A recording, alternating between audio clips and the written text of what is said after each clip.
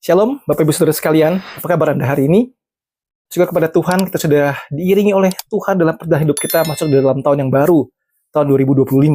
Selamat tahun baru bagi kita semua, kiranya kasih setia Tuhan boleh menghampiri hidup kita semua.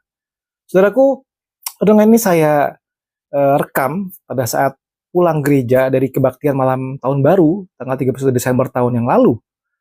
Di dalam kebaktian tutup tahun itu, Gembala sidang kami mengajak kita untuk berdoa syafaat bagi orang-orang yang sedang membutuhkan pertolongan karena sedang sakit dan sebagainya. Kemudian di akhir doa, dia mengajak kita nyanyikan sebuah pujian yang judulnya Lingkupiku. Saya akan share teks lagu ini, dan yang sangat menyentuh saya adalah ada teks yang berkata bahwa di saat badai bergelora, ku kan terbang bersamamu. Bapa kau Raja atas semesta, ku tenang sebab kau Allahku. Kiranya teks lagu tadi boleh menjadikan kekuatan buat kita bahwa ku tenang karena Tuhan adalah Allah kita. Mari kita mulai dengan kita bersama-sama di dalam doa. Tuhan, kami mengucap syukur buat berkat anugerah Tuhan kepada kami memasuki tahun yang baru ini. Sekali lagi berharap kepada anugerah Tuhan, setiap langkah hidup kami, Tuhan boleh sertai. Yesus Kristus kami bersyukur dan kami berdoa. Amin. Saudaraku, tahun ini sudah kita masuki dalam hari-hari yang pertama. Bagaimana menurut Anda? Apakah Anda begitu optimis memasuki tahun ini? Ataukah Anda begitu pesimis dan ketakutan rasanya? Ataukah Anda realistis?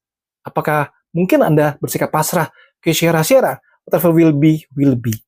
Di dalam renungan awal tahun, selama 1 bulan, kita akan bersama-sama merenungkan tentang janji-janji Tuhan bagi kita dalam tahun 2025 ini. Kita mulai dengan yang pertama dari Yohanes 14, ayat yang ke-27. Saya bacakan. Damai sejahtera ku tinggalkan bagimu, damai sejahtera ku berikan kepadamu. Apa yang kuberikan tidak seperti yang diberikan oleh dunia kepadamu. Janganlah gelisah dan gentar hatimu. Puji Tuhan, saudara. Ada satu janji besar yang Tuhan berikan, yaitu damai sejahtera diberikan kepada kita. Di tengah zaman sekarang ini, saudara, kita seringkali merasa takut, cemas, gelisah. Dan dunia seringkali memberikan satu damai dan dengan versi dengan model yang berbeda, dan mereka memberikan satu konsep bahwa itulah sebetulnya damai. Saya berikan satu studi kasus, ya.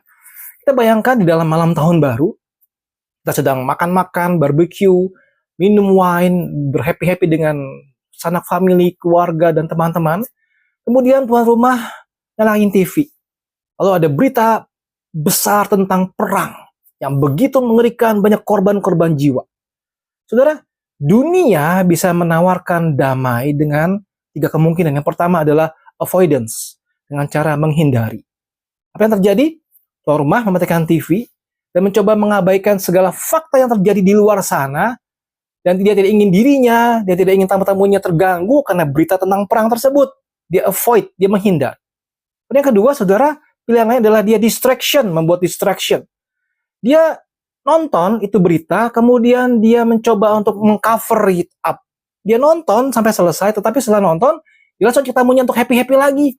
Main video games, kemudian membuat games yang lucu-lucu dan sebagainya, mendengarkan hal yang lucu, dan kemudian membuat seolah-olah everything feel better. Membuat satu distraksi yang push hal-hal jelek dari pikiran dia. Atau yang ketiga, saudara, wishful thinking, pendekatan wishful thinking, berangan-angan. Apa yang terjadi? Nonton berita yang sama, kemudian selesai nonton dia berkata begini, oh, itu buruk sekali ya, tapi you know, everything will be okay, semuanya akan baik-baik saja, santai saja. Mereka menawarkan latihan pernafasan, ayolah kita pergi berlari, membuat relax, kita happy, kita tempat yang bahagia, ya, kita latihan yoga dan sebagainya.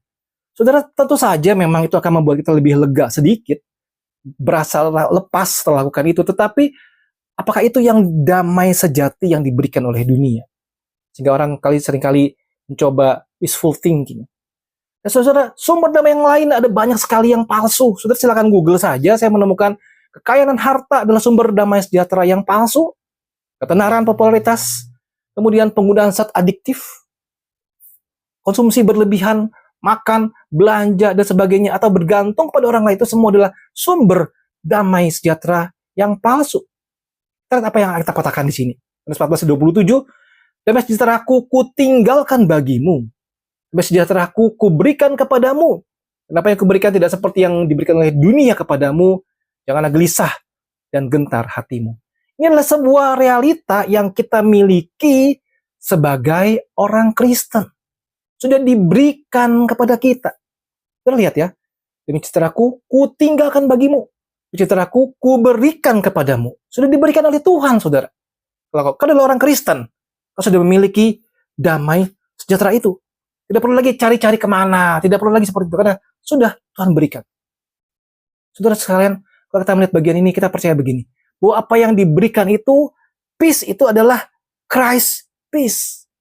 Damai dari Kristus, saudara. Oh, luar biasa. Bukan damai dari siapa, gitu ya. Bukan damai dari Kristus sendiri.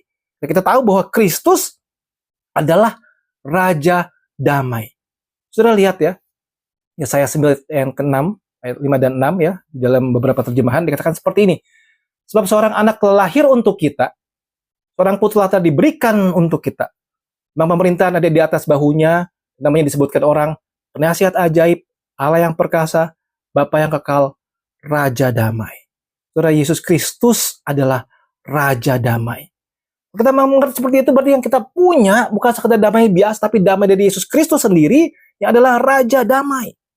Damai dari Kristus sendiri. Damai dari Kristus, damai dengan Allah Bapa, damai dengan seluruh umat manusia. Damai yang berbeda dari dunia ini. Saudara, damai yang seperti itu berasal daripada Tuhan. Menolong manusia untuk mengalami perasaan damai di hati dan menjadi tidak takut atas masalah-masalah yang terjadi. Itu apa efeknya? Pertama, pasti kita percaya bahwa kita langsung mengalami damai dengan Allah Bapa di surga. Peace with God. Manusia sudah berdosa, Allah Maha Kudus, dengan damai dari Kristus, kita diperdamaikan dengan Allah Bapa di surga. Kemudian saudara, kita melihat lagi bahwa selain damai dengan Allah, kita damai dengan diri kita sendiri. Dan yang terakhir adalah kita damai dengan orang lain. Dan sebuah damai yang unik, saudara, saya berikan begini ya. Whatever, wherever, and whenever peace. Sebuah damai yang tidak peduli kondisinya seperti apa, whatever. Tidak peduli di mana berada, wherever. Dan tidak peduli kapan itu terjadi, whenever. Ada damai Kristus di hati. John Piper berkata begini, the peace that Jesus gives is not circumstantially based. It is peace in bad circumstances. Damai yang Yesus berikan adalah bukan damai yang tergantung kondisi, tapi damai yang ada di dalam tempat-tempat yang begitu sulit adanya. Tapi saudara, kita rasa begini, tapi kan saya juga masih sering mengalami ketakutan, bukan? Apa yang harus kita lakukan jika kita tetap mengalami ketakutan itu? Tahun 2025 nggak tahu apa yang akan terjadi. Ya, PPN naik, nggak tahu efeknya akan seperti apa. Hal-hal yang mengerikan mungkin bisa terjadi di dalam diri kita. Kita tidak tahu seperti apa. Apa yang harus kita lakukan? Saudara, kita harus ingat yang pertama adalah ingat Allah seperti apa yang kita sembah, yang kita kenal, yang kita percaya. Allah yang murah hati, Allah yang berkuasa, Allah yang berdaulat penuh, dan Allah yang mengasihi engkau dan saya. Ingat itu, saudara. Ingat itu. Kedua, ingat janji Tuhan. Dan ingat bahwa Tuhan pasti menepati janjinya. 27 ayat 1 dan 2. Dari Daud, Tuhan adalah terangku dan keselamatanku. Pada siapakah aku harus takut? Itu adalah benteng hidupku. Terhadap siapakah aku harus gemetar? Ketika penjahat menyerang aku untuk memakan dagingku, yakni semua lawanku dan musuhku, sendirilah yang tergelincir dan jatuh. Namun dengan Mazmur 46, pemimpin dua dari Bani Korah dengan lagu alamat, nyanyian, hal itu bagi kita tepat perlindungan dan kekuatan. Bagi penolong dalam kesesakan sangat terbukti. Berarti kita tidak akan takut, sekalipun bumi berubah, sekalipun gunung-gunung goncang di dalam laut, sekalipun ribut dan berbuih airnya, sekalipun gunung-gunung goyang oleh geloranya. Kita tidak akan takut. Ingat janji Tuhan. Ingat Tuhan adalah Allah yang menepati janjinya. Dan jika kita masih merasa khawatir dan takut juga, mari kita berdoa kepada Tuhan. Minta Tuhan mengintervensi. Kita minta supaya Roh Kudus menolong kita bisa mengatasi kekhawatiran tersebut. Di akhir renungan ini, saudara, saya mengajak kita semua untuk memegang teguh janji Tuhan di tahun 2025 ini. Apa janjinya? Damai sejahtera tinggalkan bagimu, damai sejahtera kuberikan kepadamu. Apa yang kuberikan tidak seperti yang oleh diberikan dunia kepadamu, janganlah gelisah dan gentar hatimu. Kiranya damai dari Tuhan sendiri, Kristus sendiri, boleh memenuhi kehidupan kita sekalian. Masuk di tahun 2025 ini. Tuhan Yesus memberkati kita. Amin.